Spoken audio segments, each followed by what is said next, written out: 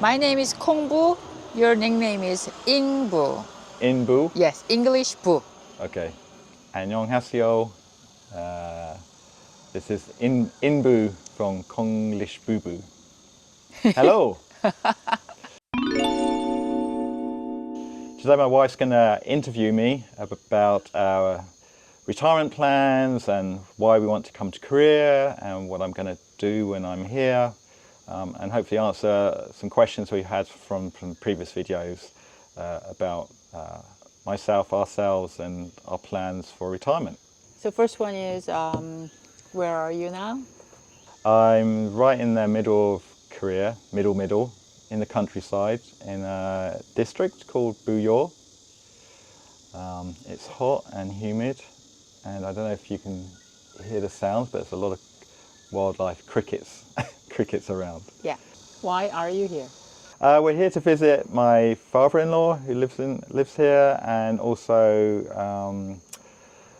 my wife's mother, 어머님, is her gravestone is here. So whenever I'm in Korea, I like to come here and just pay respects to her.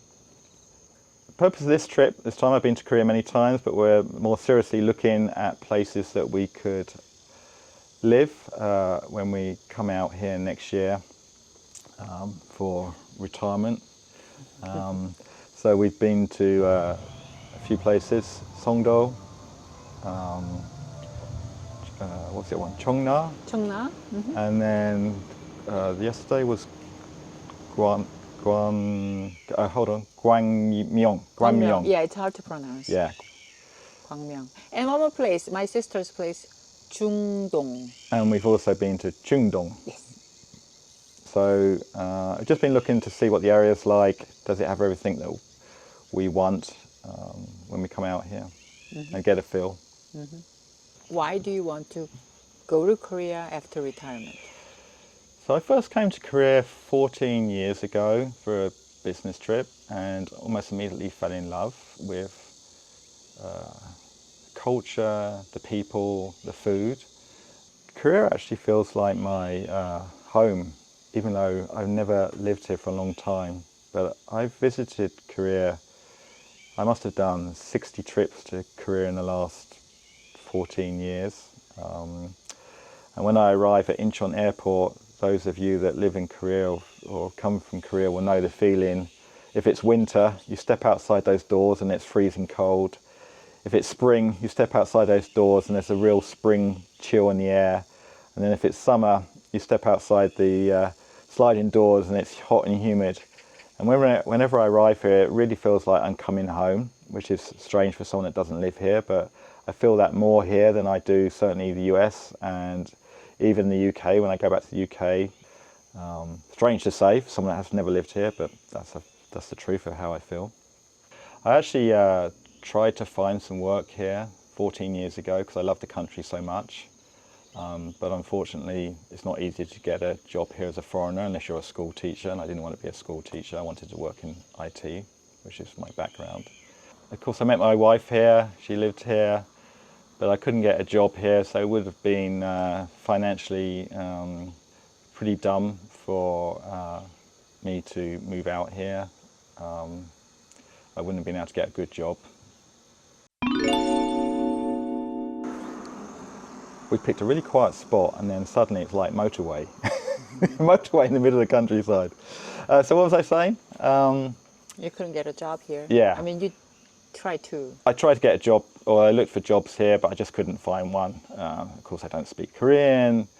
I didn't want to be a teacher. I would be a terrible English teacher anyway. So moving here then was not an option. I remember one time I was at the airport. You dropped me off and I sat there, I was really miserable. I wanted to stay, but I couldn't. The reality was I had to go back to the UK at the time. So I wanted to come here for about 14 years. And now, because of our plans or my plans, I guess, to at least retire from corporate work, means that finally I've got the the freedom of coming here, and of course my wife wants to come back here as well. So this is a great opportunity. Okay. Why did you go to the US? I had my company I was with, I had an opportunity to move to the US, which had been a country I wanted to work in. So I grabbed the opportunity. Unfortunately for my wife, that meant she basically moved to the UK. Hey babe, we're off to the off to the US now. Packed our bags. Pretty much, I didn't have much stuff at the time. Got rid of everything and arrived in the US with a couple of suitcases, and we had a little crate of stuff arrive after that. And I thought we'd only be in the US for 3 or 4 years, and then we'd either go back to the UK or maybe to Korea, but that wasn't really in my mind at the time. I didn't think it'd be possible. But we ended up staying here 10 years because... Over 10 years. Over 10 years. Mainly because the job was good. We liked the US as well. Beautiful. California's beautiful. But I would never have been able to go back to the UK at that point and get a job as good as the one I have right now in the US. So we ended up staying probably 6 years longer than I expected, basically.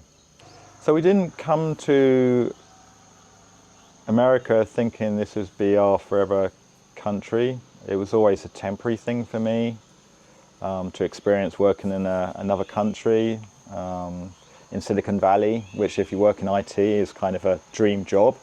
So that was a great opportunity, which I took at the time. So why do you want to retire now? You know that you are making quite good money right now. That's a good question, especially for my wife. Why do you want to quit when you've got a good job that pays well? Yeah, good money to give up. So I'm going to be, hate to say this, I'm going to be 60 soon. And I've been working for 42 years, and now I feel like it's time to step out of a corporate environment and do stuff that I want to do. So I'm not looking to necessarily give up working, but I want to work on stuff that I really want to do. For the last 7 years, I've had a side hustle, I guess, of writing PC games, strategy games. I'd like to devote more time to that and build that up into a proper business if I can. It already brings some money in, so that's good. Of course, right now it's pocket money, but I want to grow that more seriously.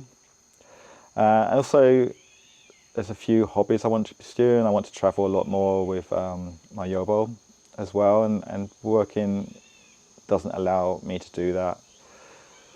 And I think we've saved enough to allow us to do that now, basically. So basically, you want to be a freelancer. Yeah. So I'm not looking to give up work. I'm basically looking to work on stuff that I want to work on, that I'm passionate about. We'll still need the money, but it won't be at a level that have to pay a rent or mortgage or whatever. So a bit more freedom to experiment and do stuff. Yes. I'm a great believer that luck is where preparation meets opportunity. And I think if we're actually here, something will come up either from my previous experiences or stuff I tend to do some studying here as well. And I feel like some opportunity will come up here. But I have to be here for it to happen, basically. So you're going to be even busier I in think Korea. so, yeah. I have a very long list of stuff I want to do. A very long list. So outside of the work, I also want to pursue some hobbies. I want to study some stuff that I've, especially weirdly, even though I'd be quitting an IT job, I'd like to do some more studying on the IT stuff, especially around AI. I feel I'm a bit weak on that. You don't want to do nothing. I don't want to do nothing. Right? No, Yeah, I intend being probably busier than I am now in working life in the US. What have you done to prepare for retirement? Good question. So I think we've been planning this around 2 years, seriously, right? We talked about it before then, but we've been planning for 2 years. So Last year, I reached out to a financial advisor that could help me because I have pensions in from UK that've just been sat there for 10 plus years, and then of course I've got in the US you've got a 401k, and we've got a little bit of savings as well. So I reached out to a financial advisor that could help me basically sort out my UK pensions into a format that I would be able to draw those when I want to, in any currency I want to, so anywhere in the world. So if we are in Korea, I can have my pension money paid in Korean won. If we happen to be in the US, I can have it in dollars. So that gave me a lot of freedom, and also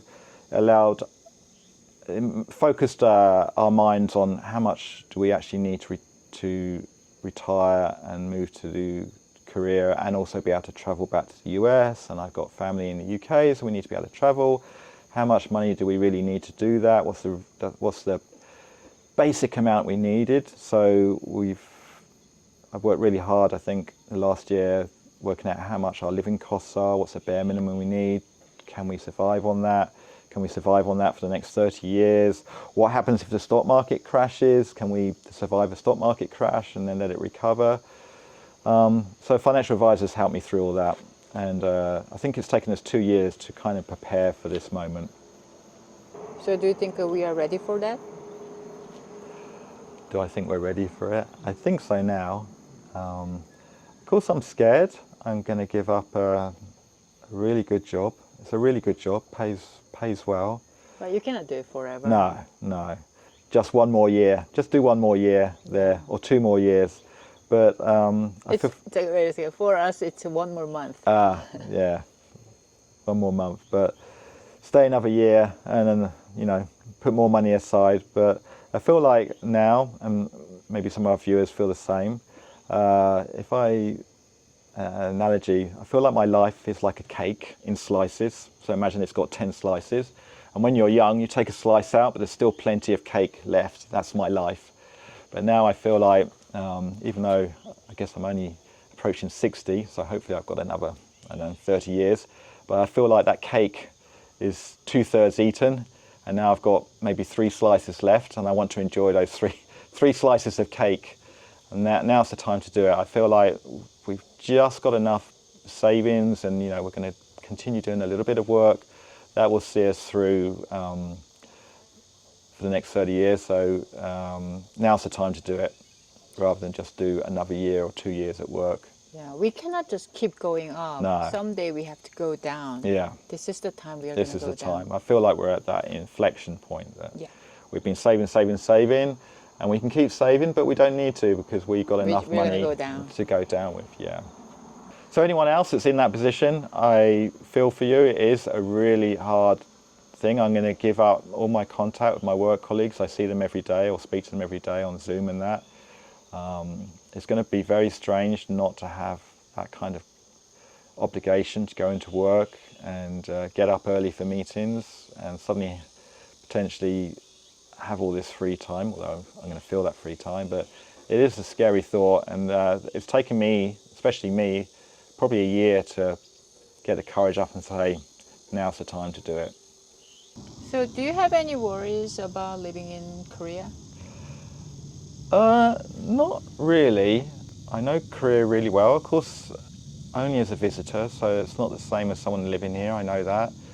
But one question I know has been asked is when I be lonely here, but as my wife will tell you, I'm a bit of a loner anyway. So that's not going to be a big issue. I'm not really worried about that.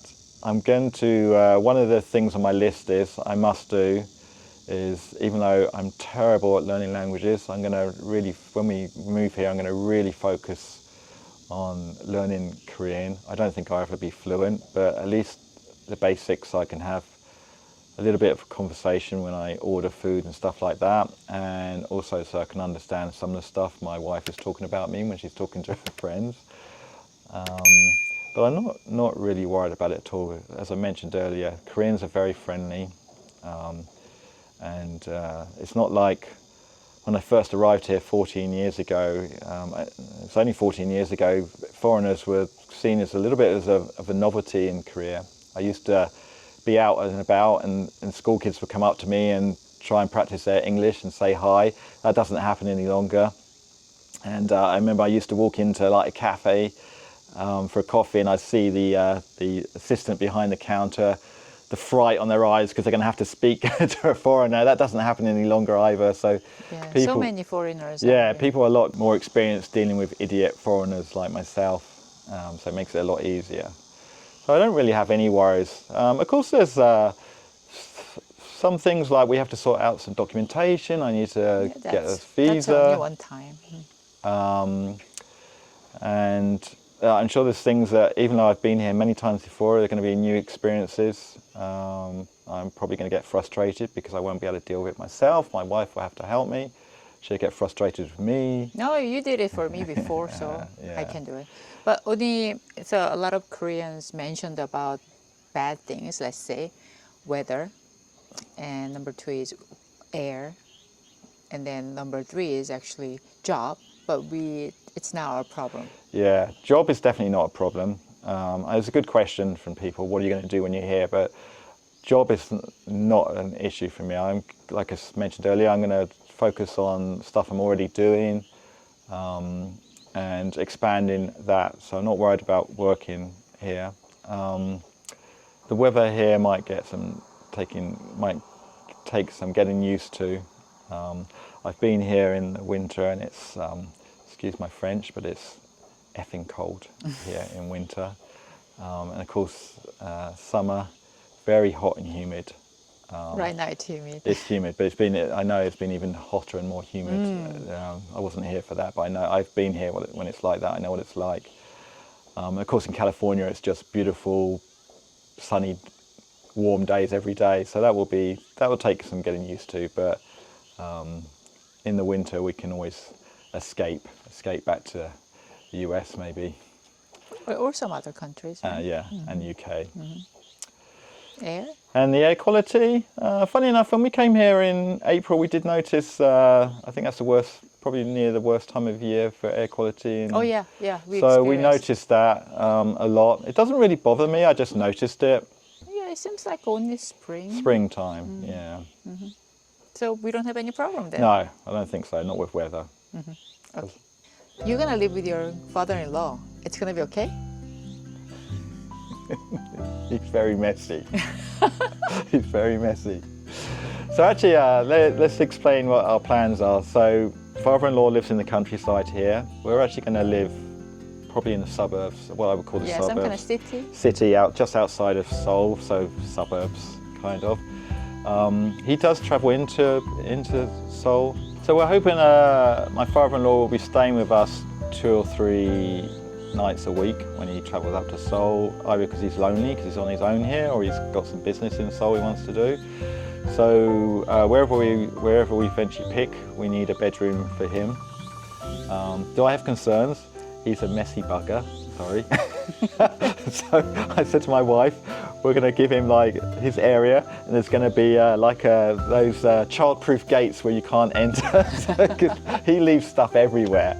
But I don't have any problems with living with him. He's really nice. I know he loves me. I love him. So I don't think there's going to be any problems there at all. Yeah, no, it's not going to be every But day. let's maybe I'll be doing a video in a year's time called "Why Not to Live with Your Father-in-Law." Let's see. Who knows? Yeah, who knows, right? Maybe he's not going to like us. Maybe he'll be making a video, "Why Not to Live with Your Son-in-Law" from the UK. Yeah. So let me wrap up there. If you've got any questions, please ask them in the comments. I'll do my best to answer them. You know, for people that may be looking to retire to Korea, I'm sure you've got a lot of questions. I'll do my best to answer those that I'm preparing for, and you know, eventually one day when we're living here, we can answer what life is like here. So thank you for listening to the end of this video, and see you next time. Annyeong, bye. So another great thing about Korea is is you don't need to have gym membership. You just come outside and they got free gym equipment. This one's really tough. I've seen like 90-year-old Korean women doing this, and I'm struggling right now. She's light. Yeah. Oh, you're saying I'm too heavy? Yeah.